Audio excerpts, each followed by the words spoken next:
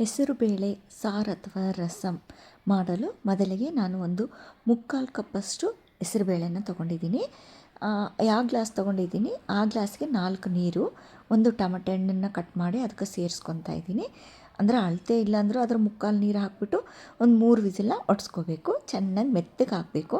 ಇವಾಗ ಒಗ್ಗರಣೆಗೆ ಎಣ್ಣೆ, ಸಾಸಿವೆ, ಜೀರಿಗೆ, ಕರಿಬೇವು ಅದೆಲ್ಲ ಚಟ್ ಅಂದ ನಂತರ ಚಿಕ್ಕ ಚಿಕ್ಕದಾಗಿ ಕಟ್ ಮಾಡ್ಕೊಂಡಿರುವಂಥ ಹಸಿಮೆಣಸಿನ್ಕಾಯಿ, ಟಮಾಟೆ ಹಣ್ಣು, ಕೊತ್ತಂಬರಿ, ಅರಿಶಿನ, ಉಪ್ಪು ಎಲ್ಲವುದನ್ನು ಚೆನ್ನಾಗಿ ಕಲಸಿ ಸಣ್ಣ ಉರಿಗೆ ಮುಚ್ಚಿಡಬೇಕು.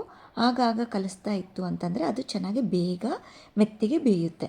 ಇವಾಗ 3 ವಿಸಿಲ್ ಆದ ನಂತರ ಬೇಳೆ ತುಂಬ ಚೆನ್ನಾಗಿ ಬೆಂದಿದೆ, ಈ ಥರ ಆಗಿದೆ. ಇದನ್ನು ಆರಲು ಬಿಡಬೇಕು. ಇವಾಗ ಇದನ್ನು ಈ ಥರ ತವೆದೊಡ್ಸೋದು ಅಂತ ಹೇಳ್ತೀವಿ ನಾವು. ಇದು ಇಲ್ಲ ಅಂತಂದರೆ ಮಿಕ್ಸಿ ಜಾರಲ್ಲಾದರೂ ಹಾಕ್ಕೊಂಡು ನುಣ್ಣಗೆ ಮಾಡ್ಕೋಬೇಕು. ಇವಾಗ ಇದು ಚೆನ್ನಾಗೆ ನುಣ್ಣಗಾಗಿದೆ. ಇದಕ್ಕೆ ನಾವು ಎಷ್ಟು ಬೇಕು ನೀರು ಅಂದರೆ ನಮಗೆ ಸಾರು ಕ್ವಾಂಟಿಟಿ ಅಂದರೆ ಗಟ್ಟಿ ಇರಬೇಕಾ ನೀರು ಇರಬೇಕಾ ನೋಡ್ಕೊಂಡು ಈ ನೀರು ಆ್ಯಡ್ ಮಾಡ್ಕೊಂಡಿದ್ದೀನಿ. ಇವಾಗ ಒಗ್ಗರಣೆ ಕೊಟ್ಟಿರೋದನ್ನು ಟಮಾಟೆ ಹಣ್ಣು ಇದಕ್ಕೆ ಆ್ಯಡ್ ಮಾಡ್ಕೊಂಡಿದ್ದೀನಿ, ಅಥವಾ ಇದನ್ನು ಒಗ್ಗರಣೆಯಲ್ಲೂ ಆ್ಯಡ್ ಮಾಡ್ಕೋಬೋದು. ರುಚಿಗೆ ತಕ್ಕಷ್ಟು ಉಪ್ಪು, ಹಳ್ಳುಪ್ಪು ತೊಗೊಂಡಿದ್ದೀನಿ, ತುರಿದಿರುವಂಥ ಹಸಿ ಕೊಬ್ಬರಿ. ಇವಾಗ ನೀರು ಒಂದು ಮುಕ್ಕಾಲು ಆಗೋಷ್ಟು ನಾನು ನೀರನ್ನು ಆ್ಯಡ್ ಮಾಡ್ಕೊಂಡಿದ್ದೀನಿ. ಇವಾಗ ಇದನ್ನು ಚೆನ್ನಾಗಿ ಕುದಿಸ್ಬೇಕು ಜೋರು ಉರಿಗೆ. ಇದು ಅನ್ನದ ಜೊತೆಗೆ ತುಂಬ ಟೇಸ್ಟಿಯಾಗಿದೆ, ಅಥವಾ ಸೂಪ್ ಥರನೂ ಕುಡಿಬೋದು.